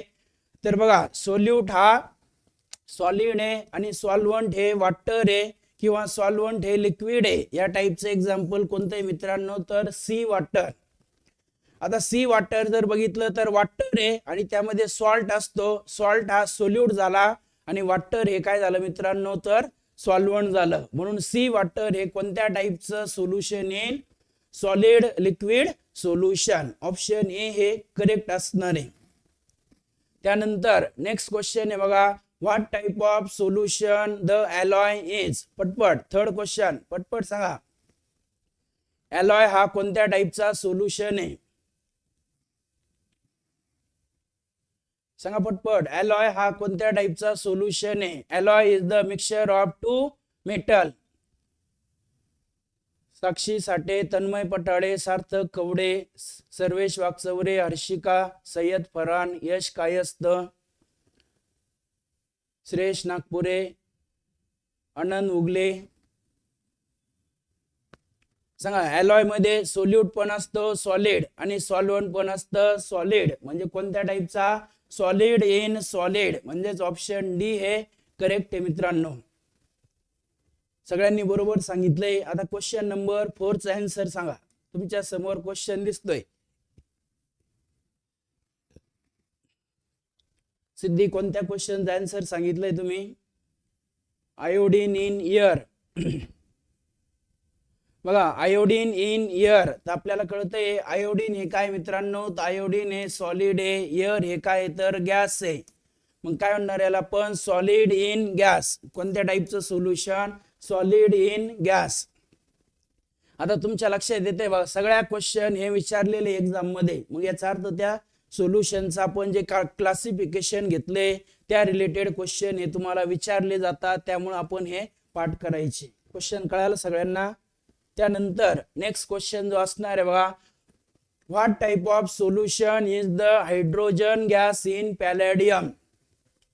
आता तुम्ही म्हणणार सर हायड्रोजन गॅस कुठं दिलाय? H2 दिलाय. मग आपल्याला माहिती आहे ना, H2 हा गॅस असतो, पॅलेडियम हा सॉलिड असतो. सांगा, हायड्रोजन गॅस आहे, पॅलेडियम हा सॉलिड आहे. म्हणजे कोणत्या टाईपचं सोल्युशन येईल मित्रांनो? गॅस. गॅस हा काय आहे? सांगा, गॅस हा काय आहे? तर सोल्यूट आहे. आणि सांगा, पॅलेडियम म्हणजे काय? तर सॉरी, गॅस हा सोल्यूट आहे आणि सॉल्वंट हे काय मित्रांनो आपलं? तर सॉलिड आहे. म्हणजे गॅस इज सोल्यूट आणि काय म्हणणार बा आपण? Gas is solute and solid as a solvent म्हणजे आपलं ऑप्शन ए हे करेक्ट असणार आहे. Gas as a solute and solid as a solvent. म्हणून क्वेश्चन नंबर जो 5 आहे त्याचं करेक्ट ऑप्शन आहे ऑप्शन ए. कळालं सगळ्यांना? हा क्वेश्चन नंबर 5. त्यानंतर नेक्स्ट क्वेश्चन आहे बघा. आता इकडे लक्ष द्या सगळ्यांनी. आता हा न्यूमेरिकल क्वेश्चन आहे ज्यामध्ये ते काय विचारतात आपल्याला, calculate the Henry's law constant. इकडे लक्ष द्या मित्रांनो, काय कॅल्क्युलेट करायचंय आपल्याला, हेनरीज लॉ कॉन्स्टंट म्हणजे के ची व्हॅल्यू आपल्याला शोधायची. आता प्रॉब्लेम सॉल्व्ह करताना नेहमी तुम्ही असंच लक्षात ठेवायचं, जेवढं वाचलं का ती माहिती लगेच लिहायची. बघा काय म्हणतात ते, calculate the Henry's law constant at 25 degree Celsius म्हणजे टेम्परेचर दिलंय. पुढे काय देत आहे ते, solubility of gas in a liquid is. म्हणजे तुम्हाला सोल्युबिलिटीची व्हॅल्यू दिली आहे, किती दिली बघा ती, तर 2 × 1 × 10⁻² मोल पर लिटर किंवा मोल पर डेसिमीटर क्यूब. बघा किती दिली सोल्युबिलिटी, 2.1 × 10⁻² मोल पर डेसिमीटर क्यूब. आणि पुढे दिलंय त्यांनी ॲट 0.18 बार. बार म्हटलं का ते प्रेशर आहे, किती दिले 0.18 बार. इकडे लक्ष द्या मित्रांनो, सोल्युबिलिटी दिली आहे, नंतर तुम्हाला प्रेशर पण दिलंय आणि विचारलं हेनरीज लॉ कॉन्स्टंट के ची व्हॅल्यू. तर आपण कुठेतरी शिकलोय K H is equal to formula असतं बघा S/P. काय फॉर्म्युला आहे मित्रांनो, S/P. मग S ची व्हॅल्यू दिली आहे, S ची व्हॅल्यू आहे 2.1 × 10⁻² आणि प्रेशरची व्हॅल्यू आहे 0.18. आता इकडे बघा पॉवर काढून टाकू आपण दोघांमधले पण. हा पॉईंट 1 ने इकडे घेतला, हा 21 झाले, 21 झाले तर 10⁻³ होईल. हे 2 ने इकडे घेतला, 18 झाले, 10⁻². आता 21 आणि 18चा जर आपण विचार केला, इथं आपण भाग देऊ शकतो, किती ने, 3 ने भाग देऊ शकतो. इथं 3 ने डिवाइड केलं, इथं 6, इथं येईल 7. मग 7 डिवायडेड बाय 6, इकडे बघा 7 डिवायडेड बाय 6, 6 × 1 = 6, इथं 1 भाग जाणार नाही. मग इथं 10, मग इथं परत 1, इथं आला 4, मग इथं 6, हे झाले 36, परत 4 म्हणजे परत 6. म्हणजे आपलं आन्सर जे आलंय बघा किती, 1.166 इंटू, आता पॉवर बघा हा -2 आहे, वरती जाऊन होईल +2 आणि हा -3 म्हणजे 10⁻⁻1. किती आला आन्सर मित्रांनो, 1.166 इंटू 10⁻⁻1. पण आता आपण इथं जर बघितलं तर हा पॉवर नाहीये. मग पॉवर जर आपण काढून टाकला याचा अर्थ 10⁻0 केला, मायनसचा 0 म्हणजे पॉवर वाढल, पॉवर वाढला का हा पॉइंट डाव्या साईडला शिफ्ट होईल म्हणजे 0.1166 असं आपलं आन्सर येईल मित्रांनो, जे आपल्याला दिलंय ऑप्शन ए मध्ये. आणि युनिट माहिती आहे त्याचं आपल्याला, हेनरीज कॉन्स्टंटचं आपण युनिट कॅल्क्युलेट केलंय मोल पर लिटर पर बार, म्हणजे इथं मोल पर डेसिमीटर क्यूब पर बार. समजलाय क्वेश्चन सगळ्यांना? तर हा जो क्वेश्चन नंबर 6 होता त्याचा ऑप्शन आलाय मित्रांनो ऑप्शन ए. तुम्हाला सोल्युबिलिटी दिली होती आणि हेनरीज कॉन्स्टंट हा कॅल्क्युलेट करायला सांगितला होता. क्लिअर? कळालाय क्वेश्चन नंबर 6. तर आपण आता नेक्स्ट क्वेश्चन कडे जातोय. नेक्स्ट जो क्वेश्चन असणार आहे क्वेश्चन नंबर 7. काय म्हणता ते आता, calculate the solubility of gas in water. काय कॅल्क्युलेट करा म्हणता आता, सोल्युबिलिटी कॅल्क्युलेट करा. काय काय दिलं तुम्हाला, पार्शियल प्रेशर 0.75, प्रेशर दिलंय तुम्हाला 0.75 ॲटमॉस्फिअर. नंतर तुम्हाला हेनरीज कॉन्स्टंट के एच ची व्हॅल्यू दिली आहे 5.0 × 10⁻⁻4. काय कॅल्क्युलेट करायचं, सोल्युबिलिटी. काय फॉर्म्युला आहे मित्रांनो, S is equal to KH × P.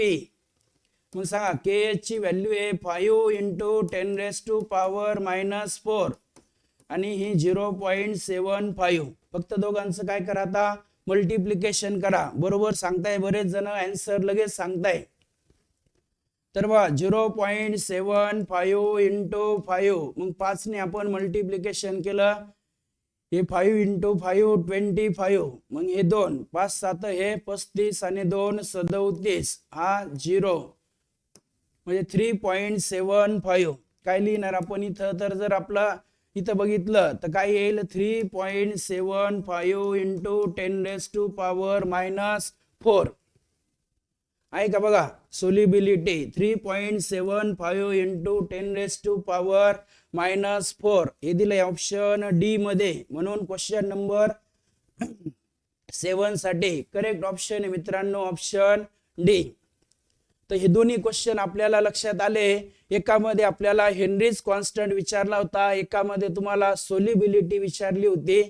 काही वेळा लक्षात घ्या, आता प्रॉब्लेम सोपे पण काही वेळा काय विचारतात ते, तर काही वेळा ते आपल्याला विचारता सोल्युबिलिटी डायरेक्ट असा शब्द न देता डायरेक्ट विचारता concentration of solute in solvent किंवा concentration of gas in a liquid. मग concentration of gas in a liquid म्हणजे पण काय असते मित्रांनो, सोल्युबिलिटी असते. त्यामुळं व्यवस्थित तुम्ही लक्षात घ्यायचंय, concentration of gas in a liquid विचारलं तरी पण आपल्याला कॅल्क्युलेट काय करायचंय मित्रांनो, तर सोल्युबिलिटी. क्लिअर. आता काही वेळा हेनरीज कॉन्स्टंट देतील आणि सोल्युबिलिटी देतील, तुम्हाला प्रेशरची व्हॅल्यू पण ते विचारतील. त्यानंतर बघा नेक्स्ट क्वेश्चन असणार आहे, पटकन सांगायचं. आता स्टेटमेंट वाचायची आणि आपल्याला आन्सर सांगायचं नेक्स्ट क्वेश्चनचा. Question number 8. अगोदरच्या क्वेश्चनचं सगळ्यांनीच करेक्ट आन्सर सांगितलंय. आता स्टेटमेंट वाचा आणि पटकन मला आन्सर सांगा. सर्वेशने सांगितलंय, सिद्धीने पण सांगितलंय, महाले सांगितलंय, ईश्वरी बडेकर, श्रेया जेजूरकर, सार्थक कवडे, देवयानी, पृथ्वीराज शिंदे, तन्मय पठाडे, दीपक वाघ, साक्षी साठे, भावेश, यश कायस्थ, अंकिता मोरे, यश कायस्थ, प्रतीक्षा काळे, समीक्षा मोरे. बस सगळ्यांनी जवळपास करेक्ट आन्सर सांगितलंय. काय सांगतात ते, which among the following law states that, इथून पुढे वाचा, partial vapour pressure of any volatile component of a solution is equal to vapor pressure of pure component multiply by its small fraction. असं घेतलं होतं का आपण कुठं, P1 is equal to P10 into x1 घेतलं होतं ना. P1 is equal to P10 into x1 कोणता लॉ आहे मित्रांनो हा, तर याला तुम्ही म्हणता राऊल्स लॉ. कोणता, राऊल्स लॉ. कोणत्या लॉची स्टेटमेंट आहे, तर राऊल्स लॉची स्टेटमेंट आहे. म्हणून ऑप्शन ए हे करेक्ट असणार आहे. Next question. आता क्वेश्चन व्यवस्थित बघून घ्या, मी समजून सांगतोय, सगळ्यांनी लक्ष द्या. What is the mole fraction. बघा तुम्हाला काय करायचंय, आता मोल फ्रॅक्शन कॅल्क्युलेट करायचे. कोणाकोणाचे, तर काय म्हणता ते 28 gram of nitrogen, 8 gram of helium, 60 gram of neon. बघा 3 सबस्टन्स आहे आपल्याकडं. 3 सबस्टन्स कोणते मित्रांनो, नायट्रोजन आहे, हेलियम आहे आणि शेवटचा कोणता आहे मित्रांनो, तर निऑन. बघा नायट्रोजनचं मास त्यांनी दिलंय, मग त्याला गिवन मास म्हणा. मग गिवन मास मी W ने दाखवतो. नायट्रोजनचं दिलंय 28 ग्रॅम, हेलियमचं दिलंय तुम्हाला 8 ग्रॅम, त्यानंतर निऑनचं दिलंय, बघा निऑनचं दिलं तुम्हाला 60 ग्रॅम. बघा 3 सबस्टन्स दिले आपल्याला आपल्या मिक्सचर मध्ये. 3 सबस्टन्स आहे. 3 सबस्टन्स कोणते, नायट्रोजन, हेलियम आणि निऑन. हे तिघांचं काय कोणतं मास आहे, गिवन मास. आपल्याला काय कॅल्क्युलेट करायचे, तर मोल फ्रॅक्शन. म्हणजे मोल फ्रॅक्शन ऑफ N2, मोल फ्रॅक्शन ऑफ हेलियम, मोल फ्रॅक्शन ऑफ निऑन. आता आपल्याला मोल फ्रॅक्शन जर कॅल्क्युलेट करायचे तर आपल्याला आणखी पण माहिती दिली बघा त्यांनी, तर मोलार मासेस. मोलार मासेस जे तुम्ही कॅपिटल एम ने लिहिता. नायट्रोजनचं दिलंय 28 ग्रॅम, हेलियमचं दिलंय 4 ग्रॅम आणि निऑनचं दिलंय 20 ग्रॅम. कोणतं मास आहे मित्रांनो हे, तर मोलार मास. आता आपल्याला माहिती आहे मोल फ्रॅक्शन जर कॅल्क्युलेट करायचंय, प्रतीक्षा काळे करेक्ट आन्सर सांगितलंय तुम्ही. बघा मोल फ्रॅक्शन जर कॅल्क्युलेट करायचे, जसं तुम्हाला x(n2) कॅल्क्युलेट करायचंय. आता मोल फ्रॅक्शन कॅल्क्युलेट करण्यासाठी तुम्हाला माहित पाहिजे नंबर ऑफ मोल्स, म्हणजे ज्याचे कॅल्क्युलेट करायचे त्याचे number of moles divided by mixture मध्ये जेवढे काही कॉम्पोनंट आहे सगळ्यांचे नंबर ऑफ मोल. म्हणजे तुम्ही लिहिणार n(n2) plus n helium plus n neon, बरोबर का.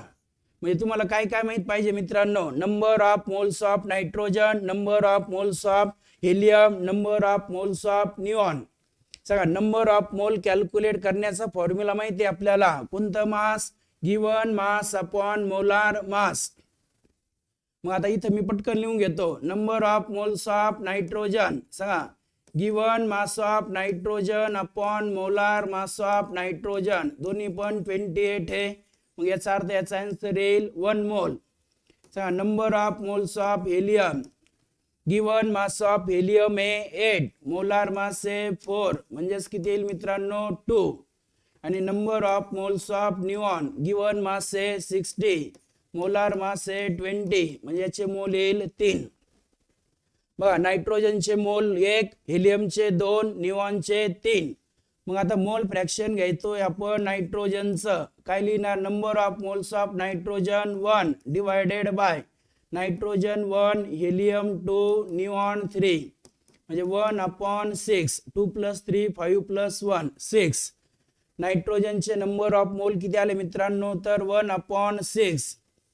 सॉरी मोल फ्रॅक्शन. मग मोल फ्रॅक्शन ऑफ हेलियम काय घेणार तुम्ही, number of moles of helium divided by number of moles of nitrogen plus number of moles of helium plus number of moles of neon. सांगा हेलियमचे मोल आहे 2 अपॉन सगळ्यांचे ऍडिशन आहे 6. सांगा 2/6 म्हणजे 1/3. आता हेलियमचं शोधलं तसं मोल fraction of neon, number of moles of neon upon 6. आता इथं शॉर्टकट लिहितो मी. सांगा निऑनचे नंबर ऑफ मोल आहे 3/6 आणि 3/6 म्हणजे 1/2. तर बघा मित्रांनो आपण आता तिघांचे पण नंबर ऑफ मोल शोधलेले, तिघांचे पण नंबर ऑफ मोल्स आपल्याला कळाले. जसं नायट्रोजनचे नंबर ऑफ मोल्स 1/6 आहे, हेलियमचे 1/3 आहे आणि निऑनचं 1/2 आहे. कळतंय. मग आता 1/6 आपल्याला विचारले नायट्रोजनचे, हेलियम आणि निऑन, म्हणजे हा सिक्वेन्स आला पाहिजे 1/6, 1/3, 1/2. असं कोणत्या ऑप्शन मध्ये दिलंय मित्रांनो, तर ऑप्शन डी. आणि बऱ्याच विद्यार्थ्यांनी ऑप्शन डी हे ऑप्शन कमेंट मध्ये सांगितलंय, त्यामुळे हे करेक्ट ऑप्शन आहे. क्लिअर. आता हे मी तुम्हाला पूर्ण एक्सप्लेन करून सांगितलं, त्यामुळे वेळ लागला, आपल्याला पटपट पण येईल.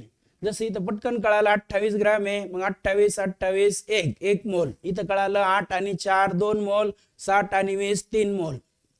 मग सगळ्यांचे ऍडिशन करून टाका, ऍडिशन आली 6. मग आपण पहिल्यांदा पटकन घेणार 1/6, दुसऱ्यांना 2/6 आणि नंतर 3/6. असं आलं पाहिजे. पटपट आन्सर हे आपल्याला आलं पाहिजे. कळालाय क्वेश्चन. त्यानंतर नेक्स्ट क्वेश्चन असणार आहे मित्रांनो, identify false statement among the following. खाली दिलेल्या पैकी फॉल्स स्टेटमेंट कोणती हे आपल्याला विचारलंय. तर बघा फर्स्ट स्टेटमेंट इथं दिले तुम्हाला, आयडियल सोल्युशन ओबे राऊल्स लॉ, बरोबर का. Ideal solution obeys Raoult's law over entire range of temperature and concentration. तर ही स्टेटमेंट माझ्या मते करेक्ट आहे, फॉल्स नाहीये. नंतर सेकंड आहे बघा, for ideal solution delta V mixture is equal to 0. हे पण करेक्ट आहे. Non ideal solution do not obey Raoult's law over the entire range of concentration. याचा अर्थ ही स्टेटमेंट पण करेक्ट आहे. मग आता या 3 स्टेटमेंट जर ट्रू आल्या, याचा अर्थ शेवटची स्टेटमेंट ऑटोमॅटिक फॉल्स असणार आहे. वाचून आपण वेळ वाया घालवायचा नाही. जर 3 वाचले आपण, तिन्हीच्या तिन्ही फॉल्स आहे, याचा अर्थ लास्ट स्टेटमेंट ही काय असणार आहे, तर सॉरी पहिल्या तिन्ही ट्रू आहे, याचा अर्थ लास्ट स्टेटमेंट ही ऑटोमॅटिक कशी असणार आहे तर फॉल्स असणार आहे. क्लिअर? काय सांगता बघा लास्ट स्टेटमेंट मध्ये ते vapour pressure of non ideal solution always lies between vapour pressure of pure component. सोल्युशनचं वेपर प्रेशर हे प्युअर कॉम्पोनंटच्या वेपर प्रेशर इतकंच असतं म्हणतात नॉन आयडियल सोल्युशन साठी. तर आपण काल बघितलंय नॉन आयडियल सोल्युशनचं वेपर प्रेशर हे प्युअर कॉम्पोनंट पेक्षा जास्त असतं किंवा कमी असतं. जास्त असेल तर पॉझिटिव्ह डेव्हिएशन, कमी असेल तर निगेटिव्ह डेव्हिएशन. म्हणजे ही स्टेटमेंट कशी मित्रांनो तर फॉल्स आहे. त्यानंतर नेक्स्ट क्वेश्चन आहे बघा which from following mixture obeys Raoult's law. खाली दिलेल्यापैकी कोणतं सोल्युशन किंवा कोणतं मिक्सचर हे राऊल्स लॉ ओबे करतं. काल आपण एक्झाम्पल घेतले होते. सांगा जे सोल्युशन राऊल्स लॉ ओबे करतं त्याला तुम्ही कोणतं सोल्युशन म्हणता तर त्याला म्हणता तुम्ही आयडियल सोल्युशन. काय म्हणता त्याला आयडियल सोल्युशन. आणि तुम्हाला यातलं आयडियल सोल्युशनचं एक्झाम्पल ओळखायचंय.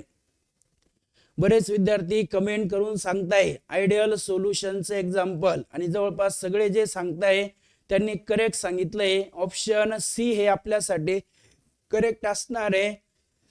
आयडियल सोल्युशन ज्या आयडियल सोल्युशनचं एक्झाम्पल आहे मित्रांनो कोणतं तर बेन्झीन प्लस टोल्युइन. कोणतं बेन्झीन प्लस टोल्युइन. म्हणून या क्वेश्चन साठी करेक्ट ऑप्शन आहे मित्रांनो ऑप्शन सी.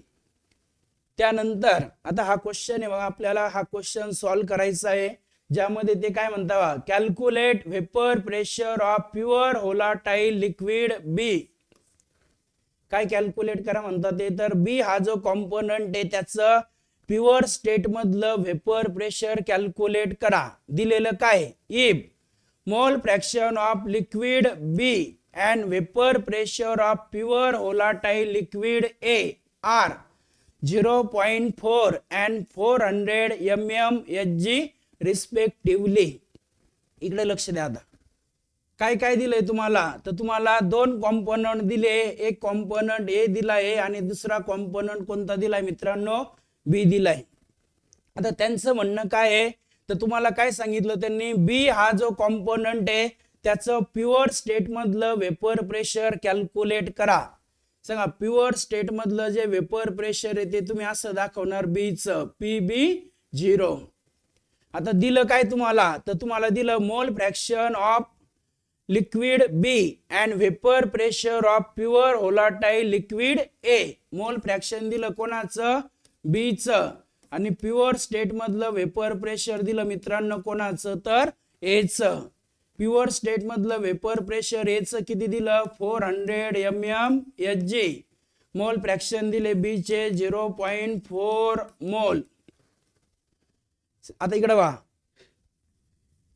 बी चं प्युअर स्टेट मधलं वेपर प्रेशर विचारलं ए चं प्युअर स्टेट मधलं वेपर प्रेशर दिलं मोल फ्रॅक्शन पण दिले. आणि आपल्याला जर आणखी जर आपण इथं बघितलं तर बाकी आणखी काही माहिती तर आपल्याला दिली का तर दिली आहे. पी टोटल दिलंय. टोटल वेपर प्रेशर पण दिलंय तुम्हाला. टोटल वेपर प्रेशर किती मित्रांनो तर 600. आता बघा जर मोल फ्रॅक्शन बी चे जर 0.4 असेल तर ऑटोमॅटिक तुम्ही ए चे पण मोल फ्रॅक्शन सांगू शकता. कारण काल आपण बघितलं x1 + x2 = किती असतो मित्रांनो 1 असतो. मग जर xb 0.4 आहे तर xa हा आला 0.6. इथपर्यंत क्लिअर. आता बघा आपल्याकडे एक फॉर्म्युला आहे. काय फॉर्म्युला आहे मित्रांनो तर P टोटल = P1 + P2 आहे का. P1 म्हणजे काय पार्शियल वेपर प्रेशर. P2 म्हणजे पार्शियल वेपर प्रेशर. म्हणजे इथं कोणाचं घेणार आपण ए आणि इथं घेणार आपण B. Partial vapour pressure of A plus partial vapour pressure of B. इकडे लक्ष द्या. आता अकॉर्डिंग टू राऊल्स लॉ नुसार तुम्ही शिकले पार्शियल वेपर प्रेशर हे कोणाच्या गुणाकारा इतकं असतं मित्रांनो प्युअर स्टेट मधलं वेपर प्रेशर आणि त्याचे मोल फ्रॅक्शन. म्हणजे PA ऐवजी लिहू शकता तुम्ही PA0 × XA प्लस PB ऐवजी लिहू शकता PB0 × XB. आता सांगा पी टोटलची व्हॅल्यू आपल्याला माहिती आहे 600, पी ए 0 माहिती का? सांगा एचं प्युअर स्टेट मधलं वेपर प्रेशर, एचं प्युअर स्टेट मधलं वेपर प्रेशर आहे 400. सांगा एक्स ए किती आहे तर 0.6 प्लस पी बी 0 आपल्याला माहित नाही तो कॅल्क्युलेट करायचा आहे इंटू एक्स बी दिलाय 0.4. आता बघा हा जो 400 आहे त्याला 0.6 ने जर मल्टिप्लाय केलं, इकडे बघा 400 आहे 0.6 ने मल्टिप्लाय केलं तर 6 चौक हे 24 म्हणजे 240 इथं येईल. मग इकडे बघा हा 600 आहे त्या बाजूला, आता या दोघांचं मल्टिप्लिकेशन आहे 240 आलंय प्लस पी बी 0 इंटू 0.4 हा 240 या बाजूला घ्या, आता तो मायनस होईल, या बाजूला मायनस आला तर 600 मायनस 240 इज इक्वल टू काय लिहिणार मित्रांनो पी बी 0. आता हा 0.4 तिथं मल्टिप्लाय इकडे डिवाइडला आणा 0.4. सांगा आता 600 मधून जर 240 आपण मायनस केले म्हणजे किती राहतील? सांगा 600 मधून आपण जर 240 मायनस केले म्हणजे 600 मायनस 240 इथं हा 0 हा 10 मायनस 4 हा 6 360. मग इकडे पहा P B 0 is equal to काय लिहिणार आपण 360 अपॉन 0.4. मग 0.4 हा जर तुम्ही हा पॉइंट इकडे घेतला हे 40 झाले, इकडे हा पण पॉइंट इकडे घेतला तर वरती लिहिणार तुम्ही 3600 डिवायडेड बाय 4. हा 1 ने हा पण 1 ने आणि या 4 ने 3600 ला डिवाइड केलं हे 4 आणि हा 900. किती आन्सर यायला पाहिजे मित्रांनो तर 900 आहे का ऑप्शन मध्ये? तर 900 mmHg ऑप्शन डी मध्ये दिलंय. बऱ्याच विद्यार्थ्यांनी करेक्ट ऑप्शन सांगितलंय डी हे ऑप्शन करेक्ट आहे. देवयानी खेडकर सांगताय, मयूर बाबर सांगताय, निशिगंधा घोडके, सार्थक कवडे, संचिता या सगळ्यांनी सांगितलेलं ऑप्शन डी हे करेक्ट आहे. कळालंय सगळ्यांना? क्वेश्चन कळाला का? पण नेमकं दिलं काय होतं, सॉल्व काय करायचंय. तर आता परत तुम्ही व्हिडिओ बघून हे कॅल्क्युलेशन वगैरे लिहून घ्यायचंय, लिहिलं मग आपल्याला पटपट ते येऊन जाईल. क्लिअर? कळाला आहे क्वेश्चन सगळ्यांना? त्यानंतर नेक्स्ट क्वेश्चन कडे जातोय मित्रांनो आपण. Which of the following mixture exhibits positive deviation. काय म्हणतात ते? Which of the following mixture exhibits positive deviation from Raoult's law. Positive डेव्हिएशनचं आपल्याला एक्झाम्पल सांगायचं मित्रांनो.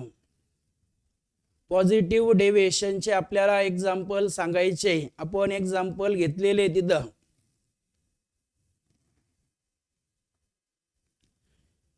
सय्यद फरहान सांगताय ऑप्शन ए, सर्वेश वाकचौरे, ईश्वरी, पवन वाळके, भावेश आडाव,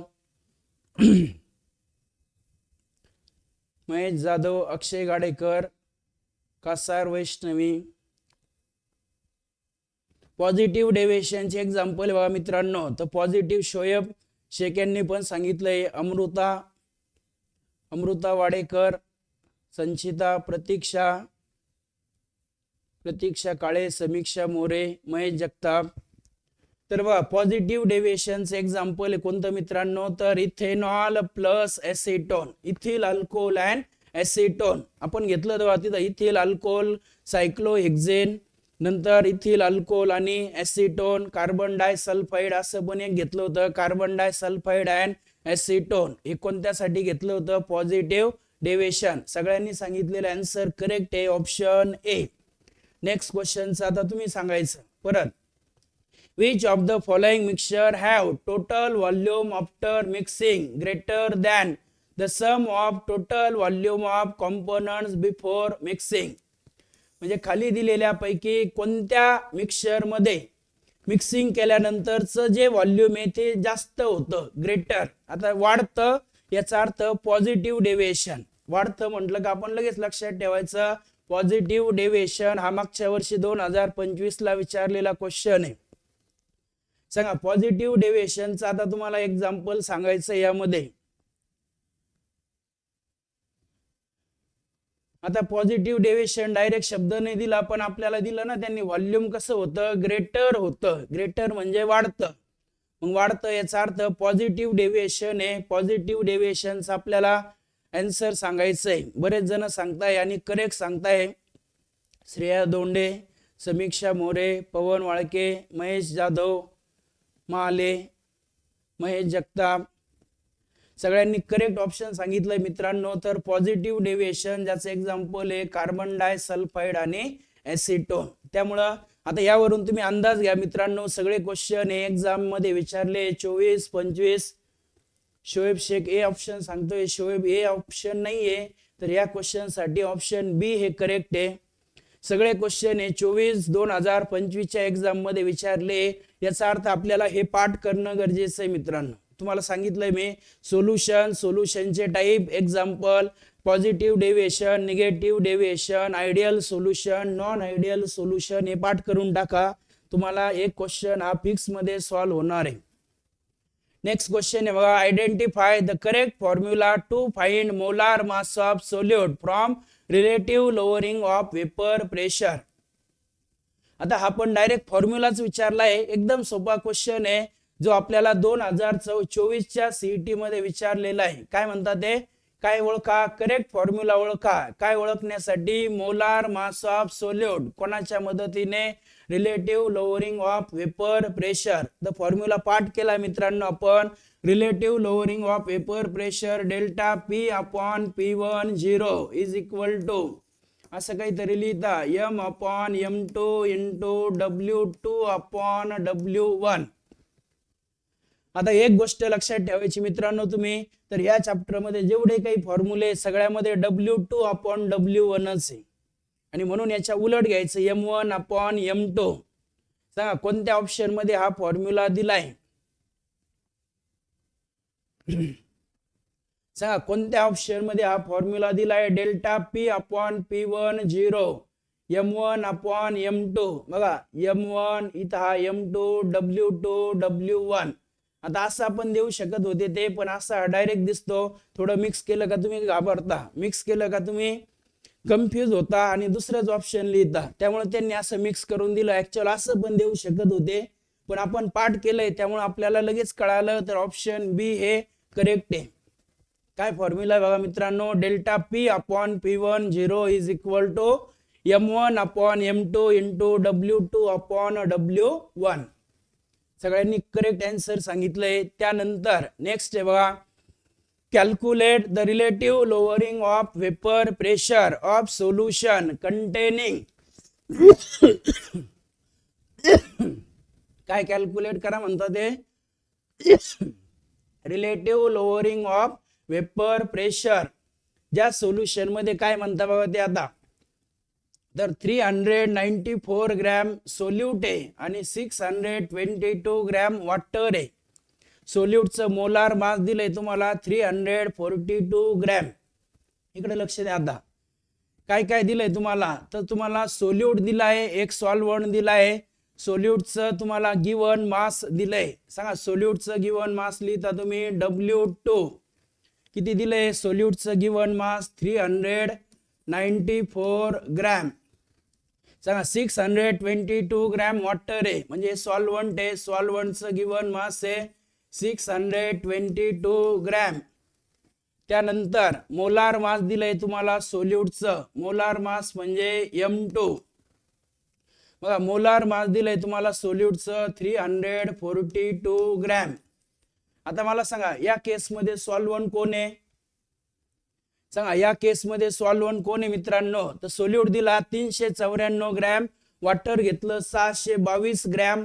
याचा अर्थ आपण म्हणणार जो जास्त प्रमाणात आहे तो सॉल्व्हंट असतो. याचा अर्थ ह्या केस मध्ये वॉटर हे सॉल्व्हंट आहे, आणि सॉल्व्हंटचं मोलार मास तुम्हाला माहिती आहे ते दिलं नाही त्यांनी, कारण वॉटरचं मोलार मास मित्रांनो 18 ग्रॅम. आणि तुम्हाला कॅल्क्युलेट करायचं relative lowering of vapour pressure, म्हणजे डेल्टा P अपॉन P1 0 ची व्हॅल्यू.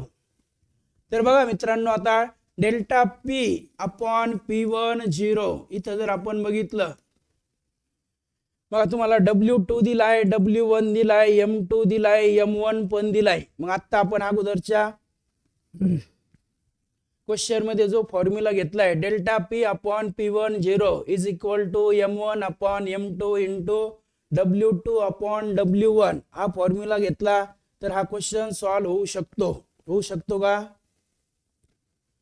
सांगा. Delta P upon P1 0 M1 पण दिलाय, M2 दिलाय, W2 दिलाय, W1 पण दिलाय. मग डेल्टा पी अपॉन P1 0 काय फॉर्म्युला आपल्याकडे तर formula M1 upon M2 into W2 upon W1 बरोबर आहे का. फॉर्म्युला बरोबर आहे ना. W2 upon W1. मग आता सगळ्या व्हॅल्यू आपल्याला माहिती आहे. M1 ची व्हॅल्यू जर घेतली आपण 18, M1 ची व्हॅल्यू किती मित्रांनो 18 आहे. M2 ची व्हॅल्यू ही 342 आहे इंटू W2 दिले तुम्हाला 394, W1 दिले 622. आता या सगळ्या व्हॅल्यू आपण ठेवून कॅल्क्युलेशन करायचंय मित्रांनो. हे कॅल्क्युलेशन जर केलं तर तुम्हाला आन्सर येऊन जाईल. किंवा तुम्ही असा पण फॉर्म्युला घेऊ शकता delta P upon P1 0 is equal to x2. हा फॉर्म्युला वापरून पण येऊ शकतं, पण ह्या फॉर्म्युल्यामध्ये जरा नंबर ऑफ मोल वगैरे तुम्हाला कॅल्क्युलेट करावे लागतील. त्याऐवजी हा फॉर्म्युला घेतला तर कॅल्क्युलेशन करून तुम्हाला आन्सर हे येणार आहे. तर कॅल्क्युलेशन करायचंय आणि याचं ऑप्शन तुम्ही सांगायचंय. तर बऱ्याच जणांनी ऑप्शन सांगितलेलं पण आहे. भावेश आडाव, पवन वाळके, सर्वेश, श्रेयश, पवन वाळके सांगताय सी ऑप्शन आहे, सर्वेश सांगतोय सी ऑप्शन आहे. तर हे कॅल्क्युलेशन केल्यानंतर आपलं करेक्ट ऑप्शन येईल मित्रांनो कोणतं तर ऑप्शन सी. तर बघा आजच्या लेक्चर मध्ये आपण बरेचसे क्वेश्चन घेतलेले. आता काही अंकी क्वेश्चन आपल्याला चॅप्टरच्या रिलेटेड घ्यायचे, तर ते क्वेश्चन आपण नेक्स्ट लेक्चर मध्ये कंटिन्यू करू. तर आजचं लाईव्ह सेशन आपण इथंच थांबवतोय. तुम्हाला काल सांगितलंय तर आज तुमची सॉलिड स्टेट चॅप्टरची टेस्ट असणार आहे दुपारी. ऍप वरती टेस्ट आहे. काल जशी मॅथची टेस्ट झाली आहे त्याच टाईपने आज सॉलिड स्टेटची टेस्ट असणार आहे. त्या टेस्टचा सगळ्यांनी अभ्यास करायचा आहे आणि दुपारी टेस्ट द्यायची. तर आजचं लेक्चर आपण इथं थांबवतोय. Thank you very much.